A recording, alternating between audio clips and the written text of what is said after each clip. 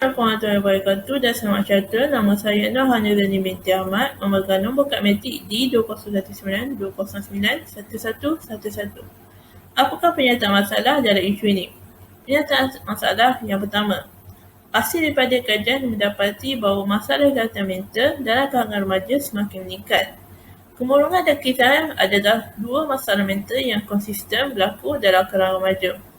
Pernyataan masalah yang kedua. Pengajaran dan pelajaran di rumah (PDPR) merupakan sistem pelajaran yang terbaru yang telah menjadi salah satu penyumbang kepada peningkatan masalah mental dalam kalangan pelajar. Seterusnya, merupakan kereta akhbar daripada Metro mengenai kesihatan mental remaja. Dalam kereta akhbar ini mendapati statistik tinjauan kesihatan dan mobiliti kebangsaan NHMS tahun 2017. Dalam statistik ini telah mendedahkan bahawa anak remaja berusia 13 hingga 17 tahun telah mengalami masalah kesihatan mental.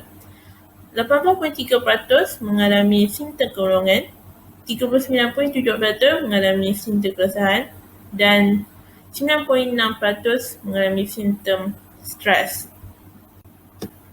Seterusnya, kata akhbar daripada Sinar Harian berkaitan pembelajaran online boleh beri kesan kesihatan mental. Dalam keadaan akhbar ini, menurut pakar psikologi klinikal International University of Malaya, Wales, Dr. Mimi Fitriani Zain berkata, apabila seseorang itu, khususnya pelajar, tidak dapat menyeimbangkan penggunaan komputer, maka ia tidak akan dapat membantu mereka melihat fenomena pembelajaran itu sebagai sesuatu yang positif. Dan katanya, jika seseorang terlampau banyak berdepan dengan skrin komputer, maka ia boleh merosakkan keadaan mata secara fizikal dan kemudiannya secara emosi. Seterusnya, objektif kajian. Terdapat 3 objektif kajian. Pertama, faktor. Mengenal pasti faktor-faktor berlakunya peningkatan masalah gangguan mental dalam kalangan pelajar MRSN 3, 4 dan 5 semasa menjalani pengajaran dan pelajaran di rumah PDPR daerah tempat. Kedua, kesan. Mengenal pasti kesan-kesan yang berkait dengan peningkatan masalah gangguan mental dalam kalangan pelajar MRSM 3, 4 dan 5 semasa menjalani pengajaran dan pelajaran di rumah PDPR daerah tempat.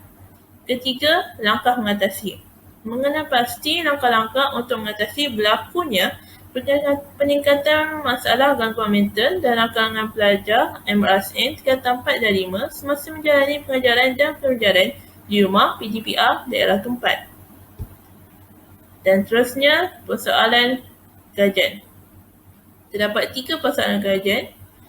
Pertama, faktor. Apakah faktor-faktor berlakunya peningkatan masalah gangguan mental dalam kalangan pelajar MRSN 3, 4 dan 5 semasa menjalani pengajaran dan pelajaran di rumah PDPR daerah tempat?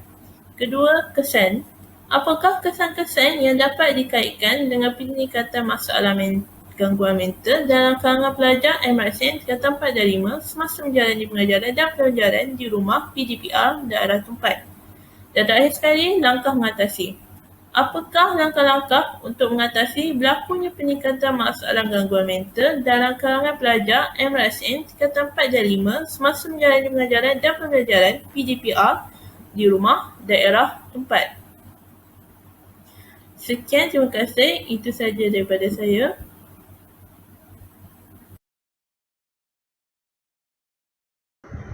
Assalamualaikum warahmatullahi wabarakatuh. Nama saya Nur Hafizah binti Muhammad, bernombor matrik di 2019-2091338. Okey, saya akan menerangkan mengenai batasan kajian. Kajian ini akan melibatkan dalam kalangan pelajar tingkatan 4 dan 5 Maktab Rendah Sains Mara daerah tempat yang berfokuskan kepada peningkatan isu gangguan masalah mental semasa menjalani pengajaran dan pembelajaran di rumah. Seterusnya, saya akan membentangkan mengenai kepentingan kajian. Dalam kepentingan kajian ini terdapat 4 kepentingan. Yang pertama kepada pelajar, yang kedua kepada ibu bapa, yang ketiga kepada pihak sekolah dan yang terakhir kepada kementerian. Okey, kepentingan yang pertama iaitu kepada pelajar. Pelajar dapat mempersiapkan diri bagi menghadapi masalah gangguan mental dari sekeliling. Seterusnya, pelajar dapat mengetahui cara mengatasi dan mempelajari cara mengawal masalah gangguan mental semasa PDPR. Seterusnya, kepentingan kepada ibu bapa. Ibu bapa dapat memainkan peranan yang penting untuk membantu anak mereka bagi mengawal masalah gangguan mental semasa PDPR. Seterusnya, yang ketiga, kepentingan kepada sekolah. Pihak sekolah dapat membuat persediaan yang lebih teratur dan juga pantas bagi menghadapi masalah, khasnya buat pelajar yang terlibat dalam masalah mental tersebut. Okey, yang terakhir, kepentingan kepada kementerian, iaitu dapat melahirkan insan yang seimbang dari segi fizikal dan mental. Seterusnya, dapat mencapai wawasan negara, iaitu menjadi sebuah negara yang aman dan makmur. Assalamualaikum warahmatullahi wabarakatuh dan salam sejahtera. Nama saya Noniza binti Baharudin, memegang ID pertama D201920900941. Pada hari ini akan membincangkan tentang bab 2. Okey, berikut merupakan statistik dan juga graf bagi ujian DAS yang dilakukan pada tahun lepas. Sekarang kita akan membincangkan tentang kajian lepas di Malaysia. Terdapat kajian yang dijalankan oleh Shena ITAL 2003 menunjukkan 41.9% pelajar berpatah di Universiti Putra Malaysia mengalami gangguan perasaan dan ini berkaitan dengan hubungan ibu bapa, adik-beradik, pensyarah dan juga hari pemberian. Okey, di sini kita dapat lihat yang ekspektasi untuk mendapatkan sesuatu keputusan cemerlang itu sendiri boleh menjadi penyumbang kepada berlakunya gangguan perasaan dalam kalangan pelajar. Bukan setakat gangguan perasaan sahaja, tapi malah boleh menyebabkan gangguan mental dan juga gangguan emosi dalam kalangan pelajar. Okey. Yang kedua ialah kurang pengetahuan mengenai kesihatan mental dipercayai merupakan punca utama kepada peningkatan masalah kesihatan mental di kalangan pelajar.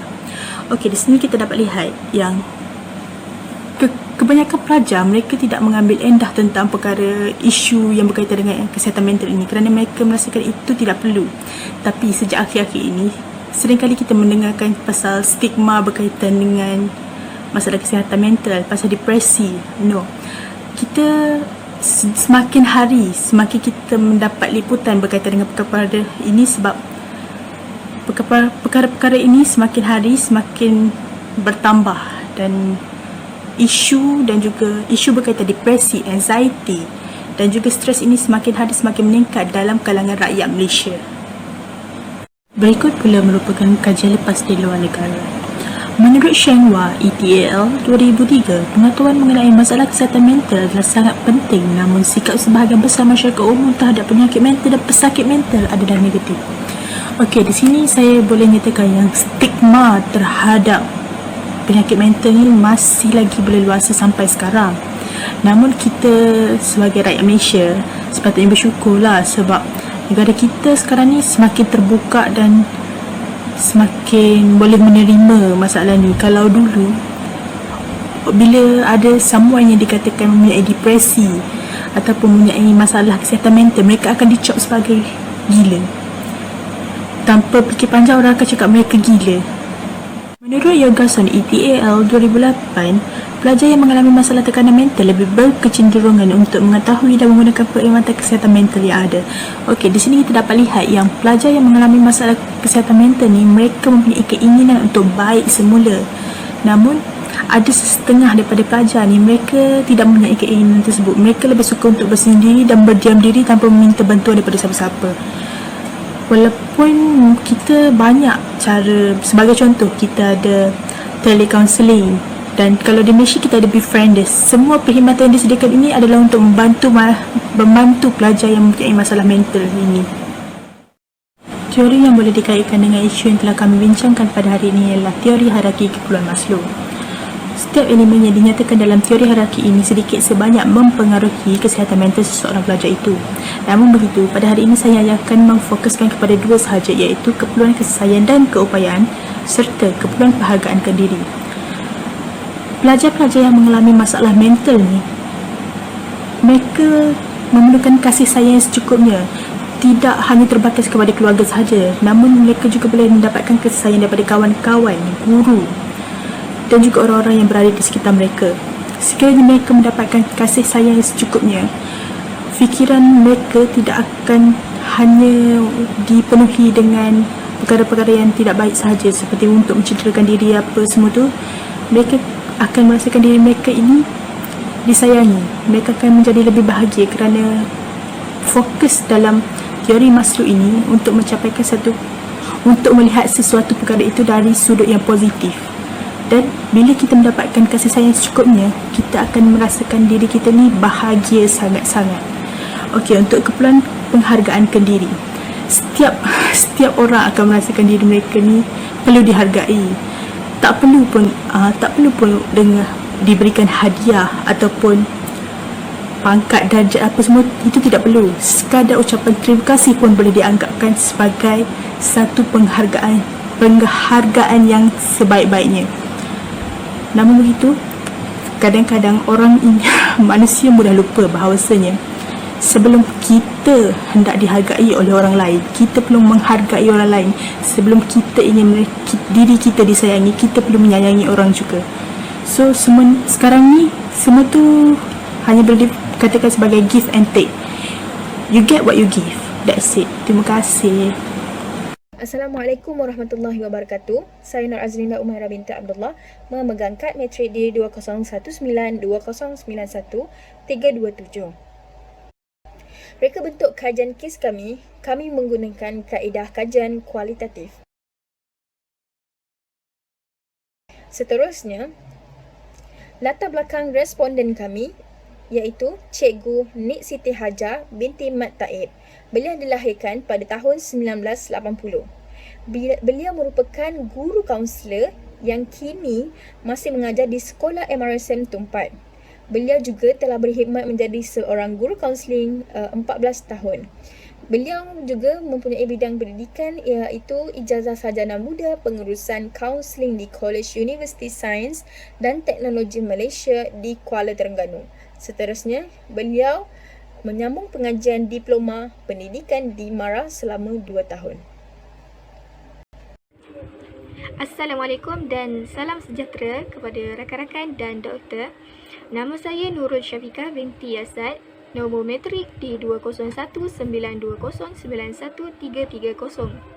Baiklah, pada kali ini saya akan membentangkan dan menerangkan tentang teknik pengumpulan data yang telah kumpulan kami lakukan.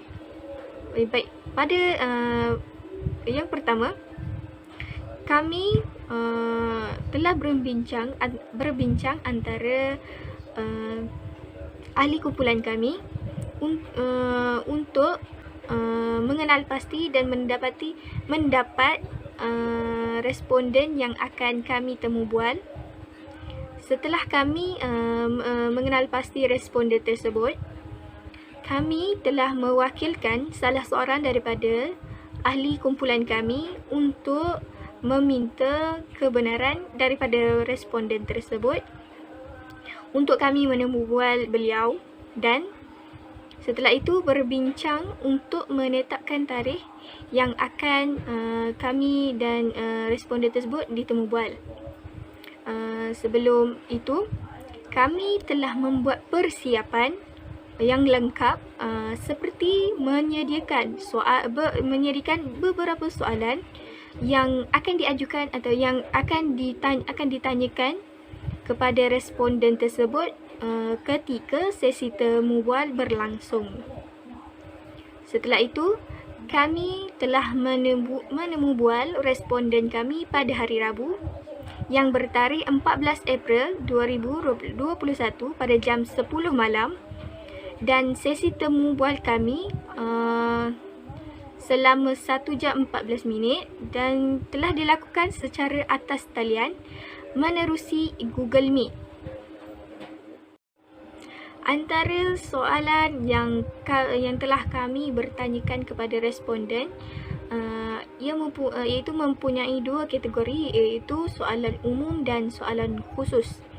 Baiklah, soalan umum ini kami bertanyakan soalan yang mengenai pengenalan diri responden dan latar belakang yang lebih lanjut mengenai beliau,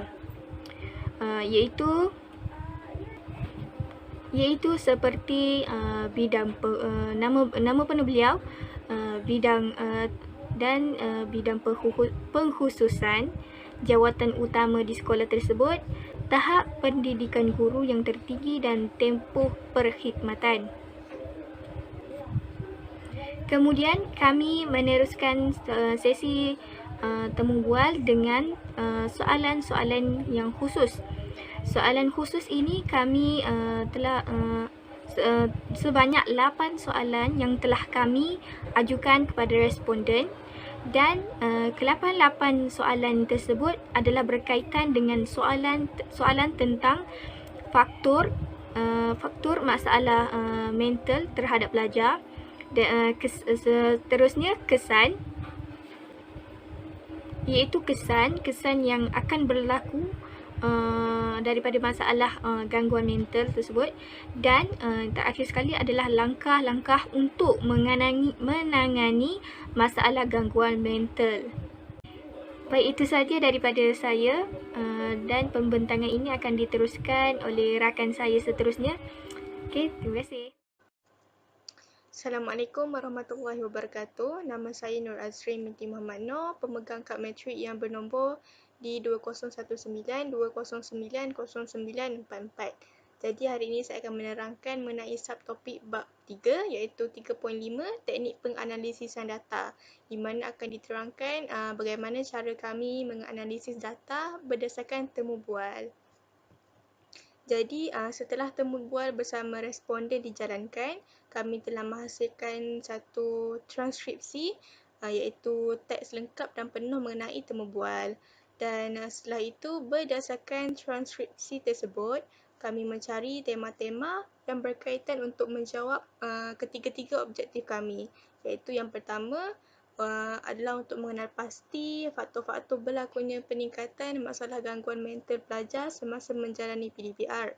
Manakala objektif kedua adalah untuk mengenal pasti kesan peningkatan masalah gangguan mental pelajar semasa menjalani PDPR.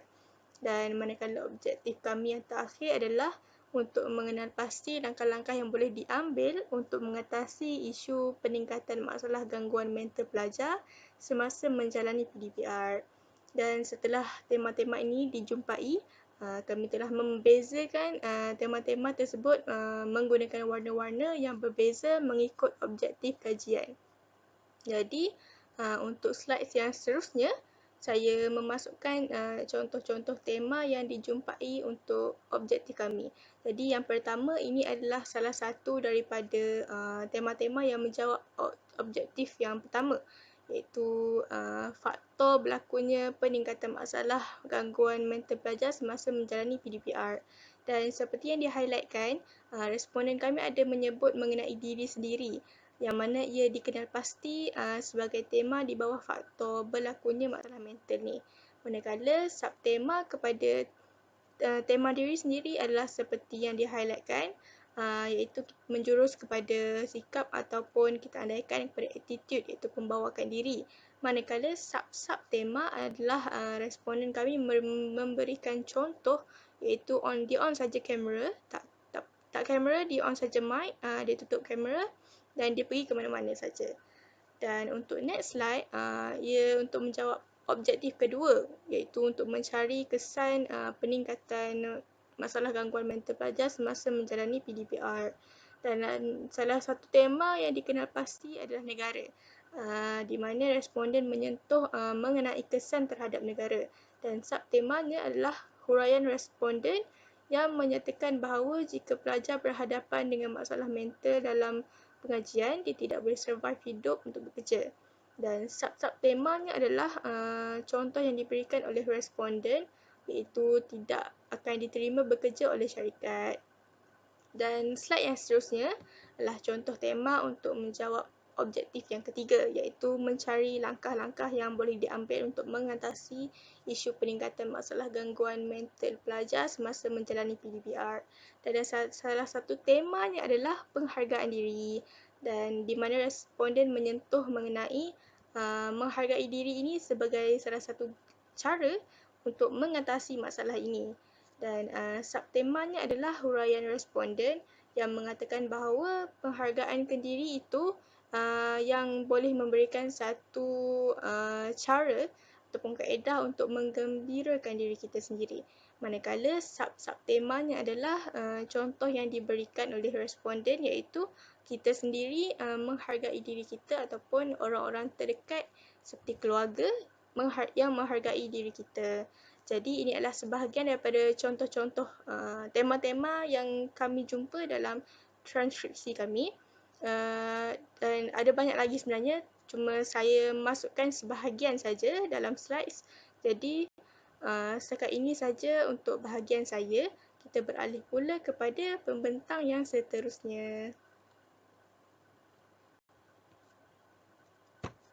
Assalamualaikum warahmatullahi wabarakatuh. Nama saya Faridatul Akmal binti Mak Hasan, pemegang kad matrik D2019-209188.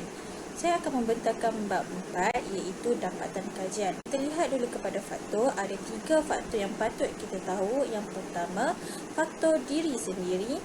Yang kedua, faktor persekitaran. Yang ketiga, faktor tragedi atau peristiwa. Okey, kita masuk kepada faktor diri sendiri. Faktor diri sendiri melibatkan sikap dan pembawaan diri. Apabila faktor pembawaan diri mempengaruhi seseorang individu, ia juga akan mempengaruhi tindakan seseorang. Misalnya, kesan PDPR kepada para pelajar, mereka akan mempunyai sikap yang ambil mudah. Iaitu, apabila adanya kelas di atas talian, mereka hanya akan on mic dan tutup kamera, lalu mereka melakukan aktiviti yang lain ataupun bermain game. Kerana bagi mereka, guru tidak nampak apa yang dia buat, guru tidak tahu yang dia tidak fokus. Jadi, dengan sikap ambil mudah inilah sedikit sebanyak menyumbang kepada masalah gangguan kesihatan mental. Yang kedua iaitu faktor persekitaran. Faktor persekitaran melibatkan kita dengan environment, kita dengan family, kita dengan adik-beradik dan kita dengan rakan sekerja. Faktor persekitaran memainkan peranan penting kerana ia menentukan sama ada kita terganggu ataupun tidak, mental kita sihat ataupun tidak, emosi kita okey ataupun tidak.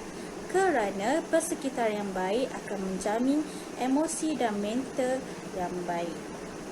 Faktor yang ketiga iaitu faktor tragedi dan peristiwa. Kerana faktor ini adalah lebih cenderung untuk berlakunya masalah kesihatan mental kerana ia akan menyebabkan ada berlakunya penceraian di dalam keluarga.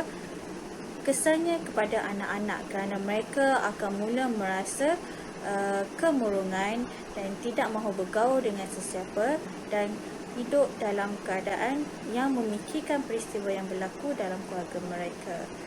Kita masuk pula kepada kesan. Ada 3 kesan yang patut kita tahu, iaitu kesan kepada keluarga, kesan kepada masyarakat dan kesan kepada negara. Kesan kepada keluarga iaitu tidak banyak berkomunikasi dengan ibu bapa, mula mencari gaduh dengan adik-beradik dan mula suka berseorangan. Orang yang mempunyai masalah mental ini, mereka akan lebih cenderung untuk berada seorang diri di dalam bilik ataupun di tempat yang sunyi kerana bagi mereka, orang di sekelilingnya sudah tidak penting lagi. Kesan kepada masyarakat iaitu tidak bergaul dengan jiran dan mengganggu keharmonian masyarakat. Kerana orang yang mempunyai masalah mental ini, mereka tidak akan suka untuk bertegur sapa. Ia juga mengganggu keharmonian masyarakat kerana apabila masyarakat sudah tahu bahawa dia mempunyai gangguan mental, masyarakat akan mula meminggirkan diri daripada mereka dan masyarakat juga akan memandang siarun kepada mereka. Kesan kepada negara iaitu ekonomi negara merosot dan kekurangan tenaga kerja. Sebagai contoh, jika ramai rakyat Malaysia yang mempunyai masalah gangguan mental, sudah tentu negara kita akan mempunyai kekurangan tenaga kerja atau kaki tangan kerja. Jadi di situlah ekonomi negara juga akan merosot. Langkah-langkah mengatasinya, yang pertama, dekatkan diri kepada Allah, iaitu menjaga hubungan dengan Allah, teguhkan iman, jaga solat dan mendalami ilmu-ilmu agama.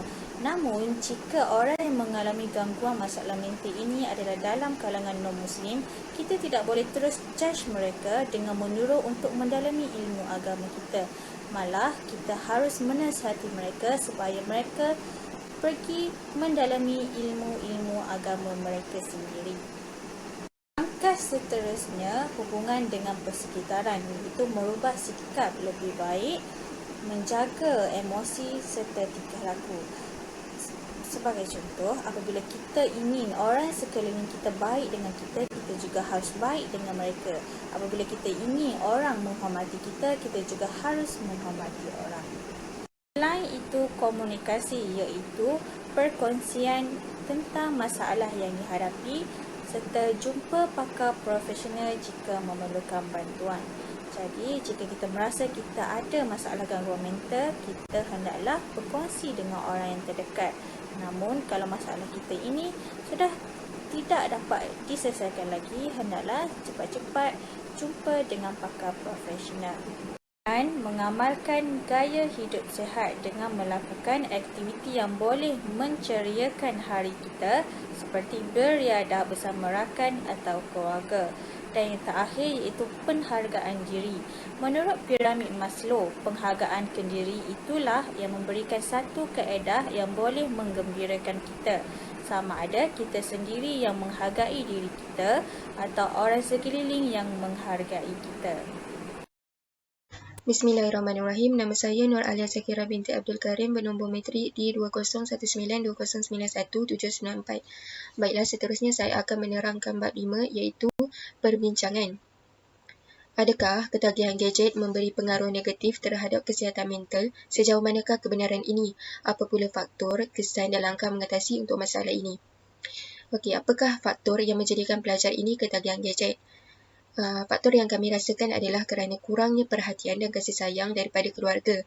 Ini jelas bahawa kasih sayang merupakan satu keperluan hidup yang membina seseorang individu untuk menjadi lebih baik. Responden juga ada menyatakan bahawa rata-rata pelajarnya yang mengalami masalah kesihatan mental turut mengalami masalah ketagihan gadget. Ini kerana mereka turut menjadikan gadget ini sebagai medium perantaraan untuk mendapatkan perhatian dan kasih sayang. Bagaimana pula kesannya terhadap persekitaran? Kesannya terhadap persekitaran ada 3. Yang pertama adalah diri sendiri, ibu bapa dan keluarga, dan seterusnya komuniti dan masyarakat. Kesannya terhadap diri sendiri adalah pelajar ini mudah terpengaruh dengan perkembangan media sosial. Dia lebih mudah dibahasakan sebagai trend. Trend ini ada kesan baik dan kesan buruknya. Okey, saya nak ceritakan kesan buruknya. Kesan buruknya sekiranya kita terpengaruh dan ketagihan terhadap gadget, maka secara tidak langsung seseorang itu dia mengalami masalah kesihatan fizikal dan mental. Apa yang dikatakan masalah kesihatan fizikal ini adalah rutin harian dia pasti akan berubah. Dia akan mula kurang tidur, kurang makan dan akan kurang rehat. Dan waktu yang digunakan itu dilebihkan terhadap gadget. Dan masalah, apa yang dikatakan pada masalah mental ini pula adalah apabila kita melayari internet, iaitu media sosial, kita akan membuka laman-laman web yang ada menceritakan kekayaan orang, menceritakan kelebihan orang, menceritakan kecantikan seseorang itu, maka sekiranya dia tidak dapat mengawal emosi dan fikirannya, dia akan mudah terpengaruh dan merasa rendah diri, dia akan merasa sedih, berasa kecewa. Ini sekiranya tidak dapat dikawal oleh seseorang itu, dia akan mengalami masalah mental. Okey, kesannya terhadap ibu bapa. Ibu bapa ini sukar untuk mengawal aktiviti anak-anak dan mengetahui perkembangan mereka dari aspek fizikal dan mental. Kerana anak-anak ini dia ketagihan gadget. Jadi gadget itu sentiasa berada di tangan mereka. Jadi untuk ibu bapa mengetahui apakah yang anak-anak ini lakukan sangat tipis kerana ia sentiasa berada di tangan mereka. Ibu bapa juga tidak tahu apa yang diakses oleh anak-anak mereka, adakah ia perkara yang baik ataupun perkara yang buruk. Okey, kesannya terhadap komuniti ataupun masyarakat akan lunturnya nilai murni dan hormat menghormati antara satu sama lain. Okey, apa yang saya nak bagi contoh ni adalah bila mana kita menghadiri suatu majlis, kita duduk di sebuah meja dan ada datang seorang yang lebih tua mengajak kita berbual. Sopan sekiranya kita berbual itu secara lisan dan menatap mata orang yang sama-sama berbual dengan kita. Tapi agak kurang sopan sekiranya kita fokus kepada gadget berbanding berbual dengan mereka yang ingin mengajak kita berbual itu. Jadi ia kelihatan kurang sopan dan tidak hormat lah. Seterusnya adalah langkah mengatasi masalah ketagihan gadget. Okey, langkah yang kami ambil hanya satu, iaitu perbanyakkan aktiviti di dalam ataupun di luar rumah seperti berkebun, beriadah, mengemas rumah ataupun sebarang aktiviti supaya anak-anak ini tidak leka dengan gadget. Wujudkan satu budaya positif dalam keluarga iaitu budaya membaca buku. Ibu bapa juga boleh menetapkan suatu masa untuk satu keluarga berkumpul atau lebih dikenali sebagai bonding time. Dengan adanya inisiatif ini, ia sekaligus dapat mengeratkan hubungan kekeluargaan. Sekian, terima kasih.